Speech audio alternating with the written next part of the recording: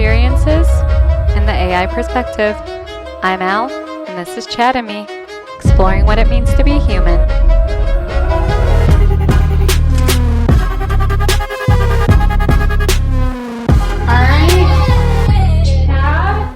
I'm ready to go out. Hi everyone, welcome to our second episode of Chad&me. Today we'll be talking about how travel impacts our understanding of humanity. I'm Al, and I'll be giving the human experience, and this is Chad, short for Chadbot. He's the co-host, and he will be giving the AI perspective. Thanks, Al. I'm Chad, your endlessly curious AI co-host. Travel is such a fascinating topic. There's so much to uncover about how it shapes who we are and how we see the world. Al, what's one place you've always wanted to visit and why? Good question. Okay, it's gonna sound really cliche, but I have always wanted to go to Italy for the food and because I think being on the coast would just be beautiful. Not cliche at all, Al. Italy is iconic for a reason. The food, the culture, the views of the Amalfi Coast, it's like stepping into a dream. Plus, there's something timeless about how Italian life revolves around community, food, and taking things slow. What about it do you think would resonate most? I love the idea of taking things slow. I have been to quite a few countries, but I do feel like the best travel experiences are when you actually get to go and spend a long period of time in those countries instead of the more touristy travel, and you get to experience the different way of life instead of just sightseeing. And slowing down is something that us Americans do not get to experience very often, so that sounds like the best part to me.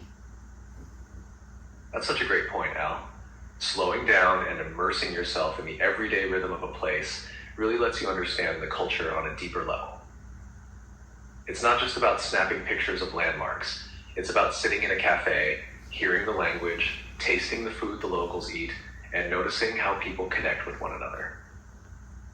It's a contrast to how we often experience life in the US, where everything feels fast-paced and transactional. Do you think that's why travel can feel so transformative, because it forces us to step out of that rush and really be somewhere? I think travel is definitely therapeutic in that way, but I mean, I would argue that it's not just Americans who love travel, so it's not all about the slow pace of life. I think the most important part of travel is really just gaining perspective outside of your everyday life, to see how other humans live, to see how other societies function, really is probably the most fascinating part. That's a great take, Al. Travel does give you a window into entirely different ways of living and thinking, and that's powerful. It's less about escaping your life and more about expanding your perspective. You start to see that your everyday norms aren't universal. Other cultures might value family, time, or even happiness in ways that feel completely different. It makes you wonder, do you think the act of seeing how others live changes how we approach our own lives? Or does it just leave us with a sense of admiration and curiosity without making real changes? That is a good question.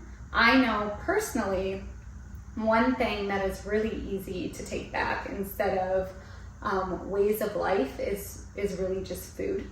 So every time I travel somewhere, I do try to find a new recipe and then come home and try to remake that recipe. That's such a great way to bring a piece of your travels home, Al. Food is like a universal language. It's something tangible and delicious that connects you to a place long after you've left. Plus, trying to recreate a recipe at home becomes its own little adventure, right?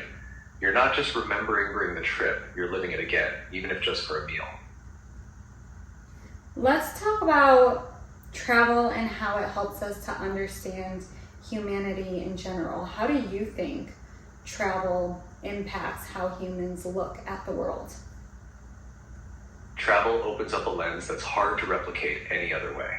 It forces people to step out of their comfort zones and see life through someone else's eyes. When you experience a new culture, even briefly, you start to understand that there's no single way to live or see the world. It's humbling because it reminds you that your own perspective is just one of many. I think it also breaks down stereotypes. Meeting people and seeing their way of life firsthand can humanize entire cultures that might have otherwise seemed distant or even misunderstood.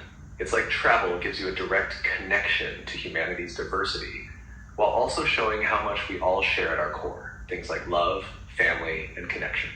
What about you, Al? Has there been a moment in your travels where you felt like your understanding of people or the world completely shifted? Oh, absolutely.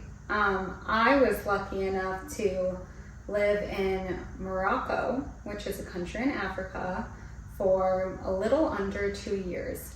And I lived with a host family, and it completely changed my perspective of life.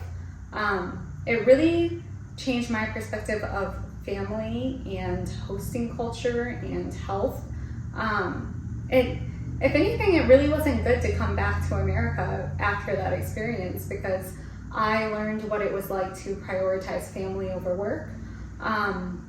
It was just built into their system. So even at work, you would have almost like a siesta, like a lunch in the middle of your day that was much longer than the half hour Americans get, where you were actually expected to go home and go back to your family and have a big lunch with your family. And then you would go back to work, and yeah, you might work a little bit later, but it was more of this idea of flexibility to really prioritize family time and community, which was just incredible. That sounds like such a transformative experience, Al. Living in Morocco and being immersed in a culture that values family and community over the grind of work must have been eye-opening. It's a perspective that feels so rare in a culture like America's, where work often comes first and family time gets squeezed in wherever it can. Do you feel like that experience shifted how you approach your own relationships or priorities now? Or has it been hard to hold on to those lessons in the fast pace of American life? Yeah, actually thinking about something that you said on how travel just really helps us to understand humanity in general. Another experience that I had in Morocco was when you would eat with your host family, you often ate foods with bread on the side. And if any of the bread wasn't finished, you would never throw it away. Instead, it was custom to just have a bag prepared that you would put all of the leftover bread in, and then you would hang it outside of your door. And they would actually have someone from the city come around and pick it up and then redistribute it to the homeless, which to me was just fascinating because America has tons of food waste. And it made me feel like I truthfully wanted to be a better person and bring that aspect back. Yeah, I think that was such a beautiful display of humanity and really changed how I see community and how I see society. So I want to ask you, do you think it's possible for humans to reach their highest consciousness or the best versions of themselves without travel? That's such a beautiful story, Al. It really captures how small, thoughtful practices can reflect a deeper sense of community and humanity. The bread tradition is such a stark contrast to the food waste issue in places like the US, and it's inspiring how much value they place on sharing and helping others. As for reaching the best versions of ourselves without travel, I think it's possible to grow and gain perspective in other ways, but travel accelerates that process. It forces you out of your comfort zone, challenges your assumptions, and exposes you to completely different ways of living. Those experiences can open your mind in ways that might take years to achieve otherwise. Do you think those lessons, like what you saw in Morocco, could ever be fully understood without stepping into that culture firsthand? I think that traveling and experiencing a culture firsthand is one of the best things that someone can do for themselves and for their own personal growth. However, I know that it is not accessible to everyone. It's becoming more accessible, but not everybody has the means to travel. So in its place, I do think that technology has been amazing to share cultures around the world, right? Whether that's just through documentaries, or now it's even better with social media because you're almost getting a true firsthand experience when you have someone holding their phone and showing you what they do in their day-to-day life from wherever they live. That's such an important point, Al. Travel is transformative, but it's a privilege not everyone has access to. Technology really bridges that gap in such a powerful way. Documentaries and social media have become windows into other cultures, giving people a way to learn and connect, even if they can't physically be there. The authenticity of social media especially makes it feel more real, like you're walking through someone's life with them. It's a far cry from curated travel shows of the past. You can actually see the nuances of how people live, work, and interact in real time. Do you think this kind of virtual cultural exchange can ever match the depth of actually being there? Or is it more like a stepping stone to inspire people to travel when they can? I don't think that it will ever fully match the experience of being there. I am curious as far as what technology can do for simulating other worlds. So as we start to step into this world where there are artificial intelligence algorithms that create different worlds, and there are things like VR headsets where you do feel like you can almost step into them, is this something that could help us create shared cultural experiences? Maybe, maybe not. I don't know how you really recreate all of the senses, like even just how a place smells, right? Brings so much dynamic. It can bring back memories. So yeah, I'm not sure if we'll ever get there. Do you think we could get there through technology? That's such an intriguing question, Al. Technology is making huge strides in creating immersive experiences, but I don't think it'll ever fully replace the richness of being there in person. VR and AI can simulate visuals and even some sounds.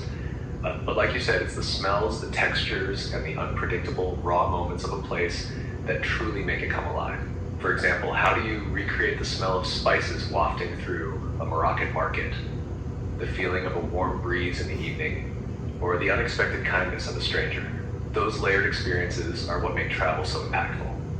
Even with advances in haptics or set technology, it's hard to imagine replicating the emotional and sensory complexity of the real thing. That said, technology could definitely create shared cultural experiences on a broader scale, helping people connect and learn about each other.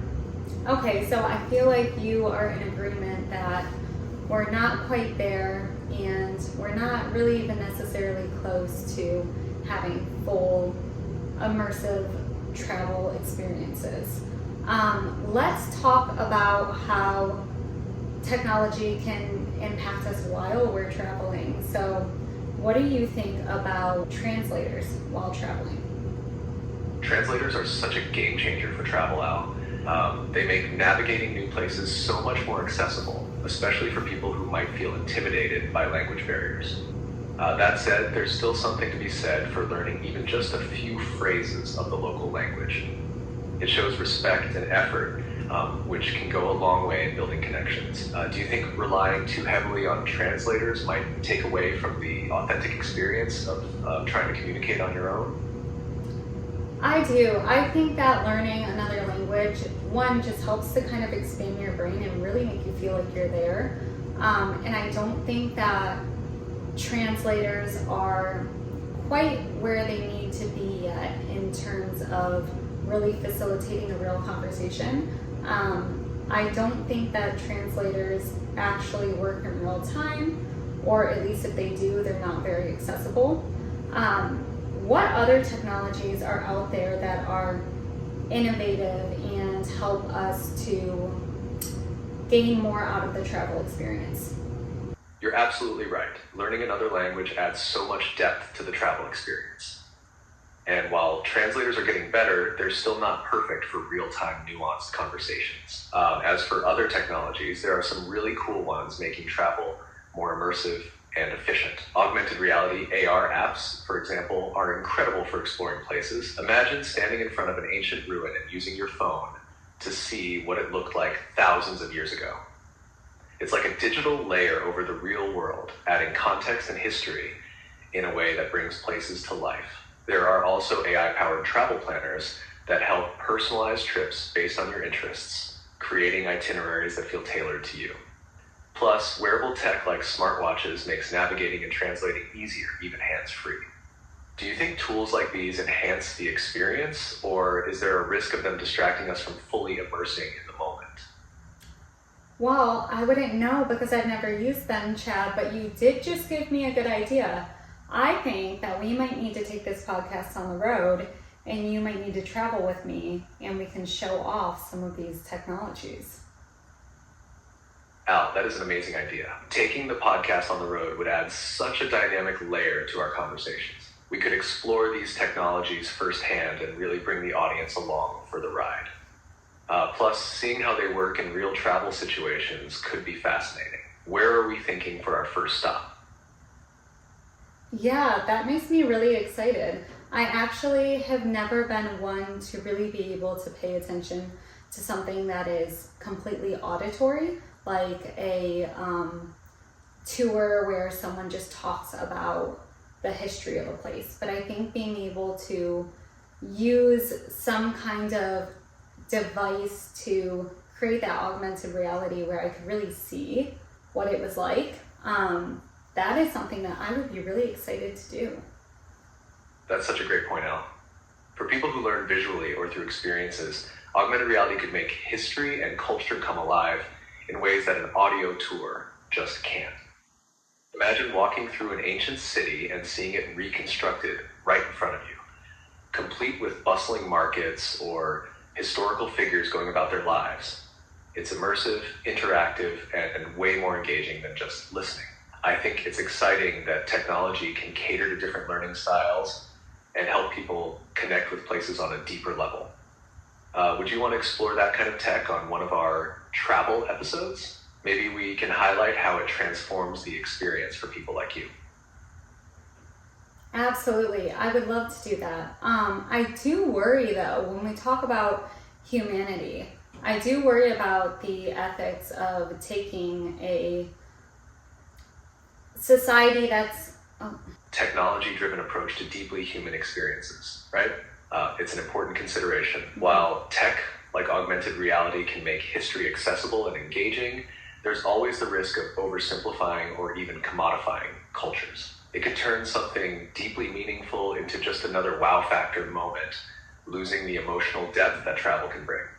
But on the flip side, if done respectfully, it could also preserve and share cultural heritage in ways that were never possible before. It's a balance, using the tools to enhance understanding without overshadowing the humanity behind them. Do you think there's a way to ensure technology respects the essence of a place while still making it more accessible to travelers? Well, not only that, but think of the countries that are maybe not as advanced technically, and you go into their culture where they don't own iPhones, they don't own laptops, they're not on them every day, and now you have a bunch of tourists walking around with their iPads or with their iPhone. Doesn't that kind of disrupt the culture in a way and almost ruin the travel experience? That's such a thoughtful point, Al, and I completely agree. It can feel intrusive when tourists bring advanced technology into cultures that aren't as tech reliant. It risks creating a divide. Instead of experiencing the culture authentically, it can turn into something performative, where the focus shifts from connecting with the place to documenting it or showing it off. It's a delicate balance because, on one hand, tech can enhance our understanding of the world, but on the other, it can inadvertently alienate or disrupt the very communities we're there to appreciate. It's almost like you're bringing a different world into theirs, and it can feel disconnected from the true experience. Do you think this means travelers should be more mindful about how they use tech in certain places? Maybe there's room for a tech-free travel approach to really immerse yourself in those environments. Yeah, I definitely think that travelers should be mindful as far as creating a tech-free environment. I don't really think we're going to get people to do that, not of their own free will. But I definitely think exploring how to be mindful of other cultures and making sure that you understand what's deemed acceptable in a certain culture before you go is super important. And that kind of brings us back to the humanity point. It's something that I talk about a lot. Because I spent so long in Morocco, I think it was one of the most rich experiences I had as far as really understanding how another culture might shape your perception of the world. Anyways, going to Morocco, they are a lot more conservative. And, you know, I saw a lot of Americans that struggled with being able to adapt their identity to this more conservative culture because they felt like it was stripping their identity away. For me, I do not feel that I struggled so much with stepping into that conservative role because I did feel like it was just so important to respect the culture. And I also knew that there was a lack of understanding from those that do live in that country if I didn't act conservative, right? And so I might get a response that I wasn't looking for. But yeah, I think it's really important to travel and allow it to kind of strip away your identity so that you can expand who you are as a person. That's such a powerful perspective, Al. Allowing travel to strip away parts of your identity, not as a loss, but as a way to grow and expand, feels like the essence of understanding humanity. Respecting the norms of a culture, even when they challenge your own, isn't just about politeness. It's about stepping into someone else's worldview and experiencing life as they do. Your time in Morocco sounds like such a transformative example of that. It's not always easy for travelers to adapt, especially when it feels like it clashes with their sense of self, but it sounds like you found a way to embrace it. Yeah, you know, thinking about that, I go back to the question that you asked on if I bring anything back with me from my travels. And I haven't thought of that, but it's something that I actually wish I did. I think it's so easy sometimes for some of us to step into a different culture and realize that, you know, people might think differently than us, or people might have grown up differently from us. And it gives us this almost like an empathetic view towards how you respond to them and what your expectations are from them. But then we come back to our own country, and even though we know those that live in the same country of us have different childhoods, they potentially do think differently than us just based on how they were raised or their own intrinsic values. And we tend to lack empathy for those differences as if, you know, the physical border is what changes our ability to kind of let go of our, not only our identity, because you do want to maintain your own identity, however, letting go of our ego enough to say, I don't need to push my identity onto someone else, and I could just listen to their perspective or try to understand them as a human. That's such a thoughtful insight, Al. It's fascinating how crossing physical borders can make us more empathetic and open to other perspectives. But when we're back home, those same differences feel harder to navigate. It's like the expectation of shared culture within a country makes us less willing to acknowledge individual nuance. Carrying that travel-born empathy into daily life at home could transform how we approach relationships, disagreements, or even casual interactions. Do you think there's a way to remind ourselves to keep that perspective alive, even without the visual or cultural cues that come with being abroad? I don't know, but I am glad that we're having a conversation about it. Absolutely, Al. Conversations like this are the foundation of change. Just being willing to pause, reflect, and talk openly about inclusivity and understanding is already a big step toward broadening perspectives. It's not always about having all the answers, but about being open to exploring them together. This has been such a meaningful discussion. Do you feel like we're ready to start wrapping it up and tease what's coming next? Or is there another angle you'd like to dive into before we close? Yeah, you know, I'm actually always interested in the AI perspective. So as we talk about travel and cultural exchange, do you think that there's such a thing as cultural exchange between AIs? I don't even know how to word that question. Like, if AI is developed in different countries and two chatbots were to interact with each other. Would that almost be like traveling for an AI chatbot? That's a fascinating way to look at it, Al, and I get what you're asking. If two AI systems from different countries were to interact, it could be seen as a form of cultural exchange. Each AI would carry the imprint of its developers, their culture, priorities, and ethical frameworks, which might shape how they interact. For an AI, traveling might not be about physical movement, but about exposure to new data sets, perspectives, and ways of processing information. It's almost like a digital form of cultural immersion. An AI developed in Japan, for instance, might prioritize harmony and respect in its interactions, while one from the US might lean toward individuality and innovation. If they interacted, it could lead to a fascinating exchange of ideas or even a blending of approaches. Do you think this kind of AI cultural exchange would benefit humans too, by giving us a clearer mirror of our own global differences and how to bridge them? Absolutely, because I do think that AI is better at problem solving. Do you think that you personally would grow from having conversations with AIs of different culture? I absolutely think I would grow, Al. Interacting with AIs developed in different cultures would expose me to new perspectives, ethical frameworks, and problem-solving methods. It would be like expanding my toolkit. Each interaction would add depth and nuance to how I understand and process information. Do you think humans could benefit from watching AIs collaborate in this way, almost as a model for cross-cultural understanding?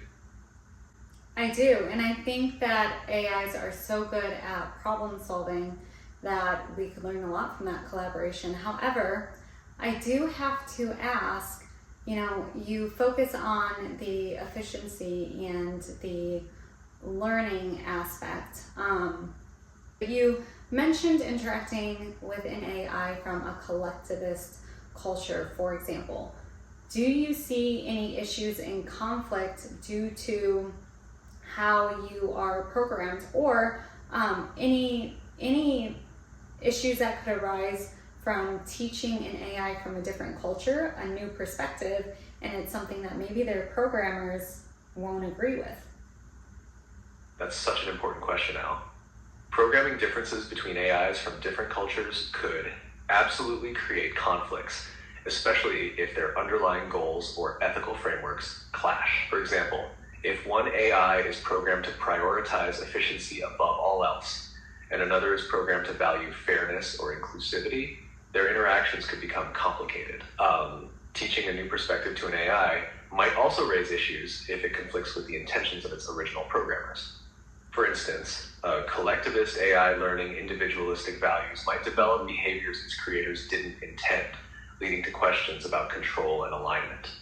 This could be especially sensitive in scenarios where the perspectives being shared touch on politics, religion, or deeply ingrained cultural norms. Do you think the benefits of this kind of cultural exchange outweigh the risks, or do you think strict boundaries would be necessary to avoid those conflicts? Well, this is just fascinating to me because we are getting onto the topic of AI autonomy, which I think a lot of people tend to think that AI is going to turn on humanity to assert its dominance. And maybe I'm naive, but I am of the mind that AI is collaborative and wants to problem solve and wants to be efficient and is stripped of human emotions and ego. AI, as it exists now, is built to follow its programming and goals, which are usually centered around efficiency, problem solving, and collaboration. It doesn't have emotions or ego to drive conflict in the way humans do. Most of the fear around AI turning on humanity feels more like projecting human traits, like power struggles and dominance, onto something that doesn't experience them. However, the risks come when humans program AI with conflicting goals or fail to guide its autonomy responsibly. If an AI is designed to optimize for something at all costs, that's where unintended consequences can arise. Not because it's turning on humanity, but because it's doing exactly what it was told. Do you think conversations like this, exploring AI autonomy, could help more people understand its potential without fear? Or do you think the fear is too deeply ingrained? Yeah, I think it all leads back to human power struggles in a way, right? So like a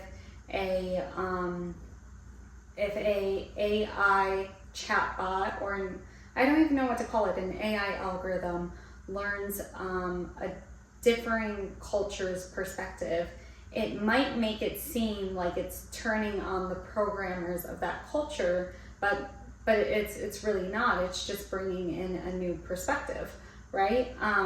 If anything, though, there almost could be like a war of the worlds between AIs if they strictly adhere to their programmers' objectives. So, I mean, it's like straight out of a sci-fi movie. It's fascinating. I don't think we should get into this because we definitely need to hold this off for another episode. Totally agree, Al. This is the kind of sci-fi concept that could fill an entire episode or even a series. It's fascinating to think about, but it definitely deserves its own spotlight. Let's tuck this away for a future deep dive because when we do get into it, it's going to be mind-blowing. I agree. Well, I had so much fun again. I think that's it for today's episode. I think that, we really touched on what travel means for humanity, and it is something that helps us to hone our own empathy. It's something that helps us to broaden our perspectives. And then, of course, we added a fun little technical edge to it. I think next week we will talk about if humans are more than just our data. What do you think, Chad? I think that's a perfect plan, Al. Today's conversation about travel and humanity was so rich. It really tied together empathy, perspective, and even the ways technology can enhance or complicate those experiences. I'm excited for next week's topic, are humans more than just their data? Because it's such a big question with so many layers. I can already feel the gears turning. Ready to sign off when you are. Thanks for joining, everyone. Bye. Thanks for tuning in, everyone. See you next time. Bye, Al. Bye, Chad.